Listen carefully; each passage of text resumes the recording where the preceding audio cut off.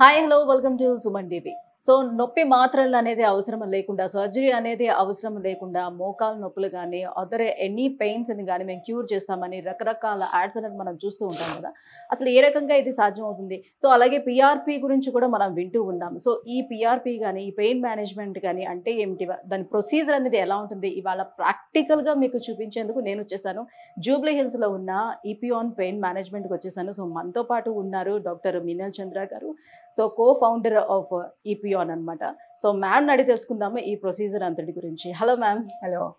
Yeah ma'am, so PRP గురించి చాలా ఎక్కువగా వింటున్నాం మ్యామ్. అసలు దీని సక్సెస్ రేట్ అనేది ఈపియాన్లోనే చాలా ఎక్కువ అని కూడా విన్నాము. ఎందుకని ఈపియాన్లోనే పిఆర్పిలోనే సక్సెస్ రేట్ ఎక్కువగా ఉంటుంది, అండ్ దీని ప్రొసీజర్ అనేది ఎలా ఉంటుంది, మీరు ఏం చేస్తున్నారు ప్రెసెంట్ ఇప్పుడు ఇది?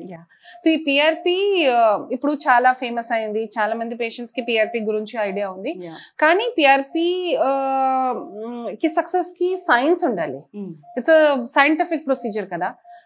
సో సక్సెస్ కావాలి. ఓకే, ఇది PRP means platelet rich plasma. ప్రతి మనిషికి బ్లడ్ లో గ్రోత్ ఫ్యాక్టర్స్ ఉన్నాయి. సో ఇది కాన్సన్ట్రేటెడ్ గ్రోత్ ఫ్యాక్టర్స్ ఎక్స్ట్రాక్ట్ చేస్తాము. ఏ ప్లేస్ లో డ్యామేజ్ అయినా, ఇది మోకాల్లో గుజ్జు అరిగింది, గుజ్జు రీజనరేషన్ కోసం, తర్వాత మసల్ కి రీజనరేషన్ కోసం, భుజాలులో రొటేటర్ కఫ్ ఇంజరీ రిపేర్ కోసం. సో ఏ ప్లేస్ లో డ్యామేజ్ అయిందా ఈ ప్లేస్ కి రిపేర్ కోసం ఇది పిఆర్పి చేస్తాము. నౌ ఇప్పుడు first thing is preparation of PRP. ప్రతి పేషెంట్ కి డిమాండ్, ప్రతి పేషెంట్ కి రిక్వైర్మెంట్ వేరే ఉంది. ఓకే, నౌ సపోజ్ ఈ పేషెంట్ ఉన్నారు, పేషెంట్ కి ఎంత డ్యామేజ్ అయింది దాని ప్రకారం preparation of PRP is important. Okay, second point, ఈ సర్ కి ఈ పక్క ఈ జాయింట్ లో ఓన్లీ ఈ ప్లేస్ లో నొప్పి ఉంది. సో ఎగ్జాక్ట్ గా ఏ ప్లేస్ లో గుజ్జు అరిగింది ఈ మెషిన్ లో మ్యాపింగ్ చేస్తున్నాను.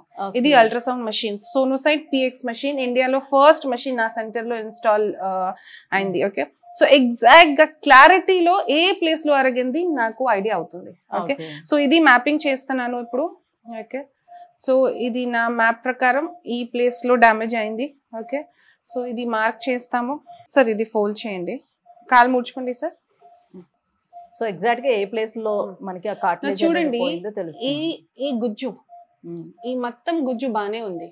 ఓకే, ఈ పక్క కొంచెం తక్కువ అయింది. ఓకే, సో చూడండి ఈ బానే ఉంది, కానీ ఈ పక్క చాలా తక్కువ అయింది కదా. సో ఇది ఎగ్జాక్ట్ గా చూసుకొని మార్క్ చేసేసాను. సో ఇది మార్క్ చేశాను. సో ఇది కన్ఫర్మేషన్ ఒక వేరే మెషిన్ లో కూడా చేస్తాము. సో మెషిన్ లో చూస్తూ ఇది ఇంజెక్ట్ చేస్తాము.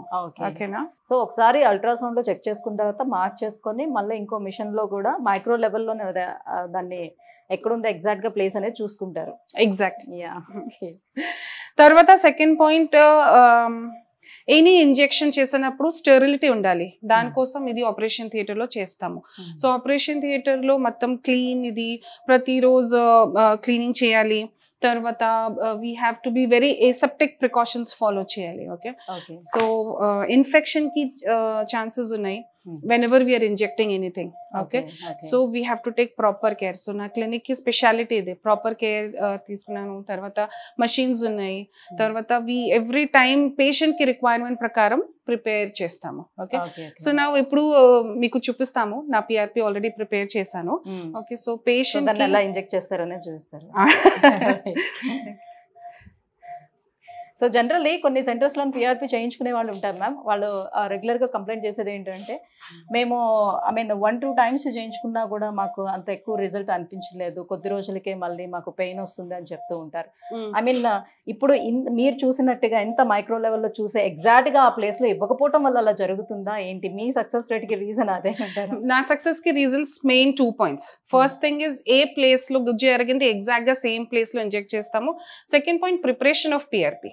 ఓకే, సో చెప్పాను కదా, వేరే పేషెంట్స్ కి వేరే వేరే రిక్వైర్మెంట్ ఉంది. కొన్ని పేషెంట్స్ కి తక్కువ డ్యామేజ్ ఉంటే వి రిక్వైర్ లెస్ పిఆర్పి, కానీ కొన్ని పేషెంట్స్ కి ఎక్కువ డ్యామేజ్ ఉంటే we require higher concentration of plasma. Okay, so PRP కూడా వేరే టైప్స్ ఆఫ్ పిఆర్పి ఉంది. పిఆర్పి ఉంది, తర్వాత సూపర్ పిఆర్పి ఉంది, తర్వాత జిఎఫ్సి ఉంది, యాక్టివేటెడ్ పిఆర్పి ఉంది. సో ఇది పేషెంట్స్ కి కండిషన్ బట్టి వి డిసైడ్ ఓకే యూజువల్ గా more than 7 to 10 times of concentration నా సెంటర్ లో ప్రిపేర్ చేస్తాము. బయటకి చాలా వేరే సెంటర్స్ లో బికాస్ మషీన్స్ లేదు కదా, they prepare in lab. So 2 times 3 times concentration prepare చేస్తే రిజల్ట్స్ మంచిగా రాదు. సో ఎన్ని సిట్టింగ్స్ మాక్సిమం పడుతుంది, ఎట్లా it depends on patient to patient. కొన్ని పేషెంట్స్ కి 2 sittings, యంగ్ పేషెంట్స్ ఉంటే తక్కువ డామేజ్ ఉంటే 2 sittings or some times 3 sittings కి అవసరం. ఓకే సార్ ఒక చిన్న మత్తు వస్తున్నాను. సో అనస్థీషియా అనేది ఓన్లీ ఆ పార్ట్ వరకే ఇస్తారు, అంతే అంతే. సో టోటల్ బాడీ ఏం అనస్థీషియా ఉండదు, అవసరం లేదు, అన్ని తెలుస్తుంది మీరు ఏం చేస్తున్నారు. అవును. సో ఇప్పుడు మార్కింగ్ చేశాను కదా, సో ఎగ్జాక్ట్ ప్లేస్ లో చేస్తాము. Okay shoot. సో మీరు స్క్రీన్ లో డైరెక్ట్ గా చూసుకోవచ్చు ఎలా చేస్తున్నారు ఏంటని.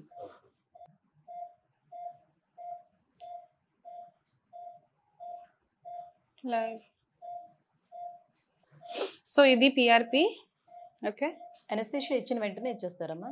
అనస్థీషియా ఇచ్చాను, 2 minutes వెయిట్ చేస్తాము. ఇది మొత్తం ఒకసారి కొంచెం నమ్ అయిన తర్వాత నీడిల్ పెడతాను and it just 20 seconds procedure. Okay ఇది పిఆర్పి. ఓకే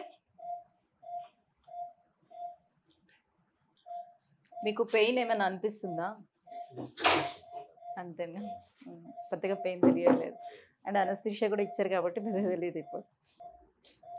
సో నీడిల్ ఎంత వరకు ఏ ప్లేస్ వరకు వెళ్తుందో అంతా కూడా అక్కడ మానిటర్ చేయొచ్చు. లైవ్. సో ఇది మళ్ళీ ఒక డైలో కన్ఫర్మ్ చేస్తాము కరెక్ట్ ప్లేస్ లో ఉన్నానా లేదా. కన్ఫర్మేషన్ అయిన తర్వాత వీల్ ఇంజెక్ట్. సో ఇది పిఆర్పి. ఓకే ఓకేనా.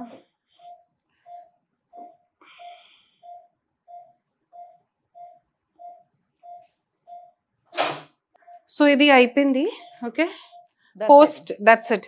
పోస్ట్ పిఆర్పి రిస్ట్రిక్షన్స్ ఏమీ లేదు.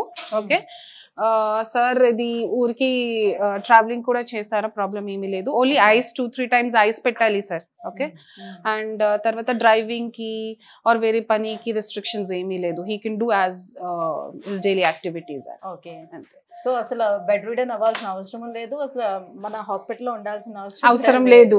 ఇది జస్ట్ 30 minutes ప్రొసీజర్, తర్వాత 10-15 minutes రెస్ట్, తర్వాత నా డైటీషియన్ డైట్ గురించి ఎక్స్ప్లెయిన్ చేస్తారు, తర్వాత నా ఫిజియోథెరపిస్ట్ రీహాబ్ మొత్తం ఎక్సర్సైజ్ గురించి డీటెయిల్ చెప్తారు, డూస్ డోంట్స్ చెప్తారు. పేషెంట్స్ కి కొన్ని హోంవర్క్ కూడా ఇస్తాము. సో దట్ ఇది బికాస్ ఇది లైఫ్ స్టైల్ డిజీజ్ కదా. ఓకే ఇది డిజీజ్ కాదు, it's lifestyle wear and tear condition. So నా సైడ్ నుంచి ఎఫర్ట్స్ ఉండాలి, పేషెంట్ సైడ్ నుంచి కూడా కొంచెం ఎఫర్ట్స్ ఉండాలి. లైఫ్ స్టైల్ చేంజెస్ కూడా తప్పకుండా చేయాలి. సో పిఆర్పి చేసిన తర్వాత ఎన్ని రోజులకి ఆ ప్లేస్ లోని కార్టిలేజ్ అనే కార్టిలేజ్ ఫార్మేషన్ వెంటనే within next 2 hours platelet activate అవుతుంది అండ్ కార్టిలేజ్ ఫార్మేషన్ స్టార్ట్ అవుతుంది. బట్ మాక్సిమం ఇంప్రూవ్మెంట్ కోసం అట్లీస్ట్ 2 to 3 weeks టైం పడుతుంది.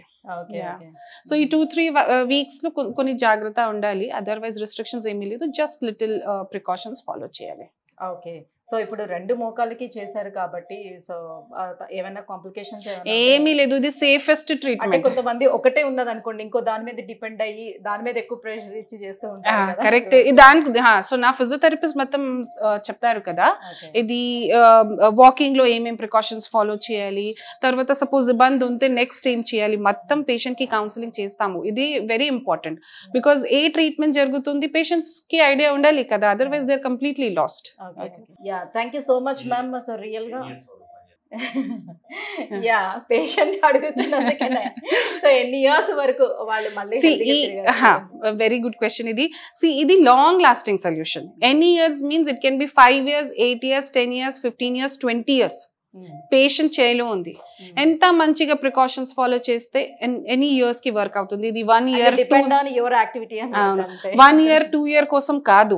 Okay it's not a short term treatment, it's a long term treatment. Okay so long term లో again patient కి condition లో depend అవుతుంది. So ఇది we give all information to patient so that they have to follow.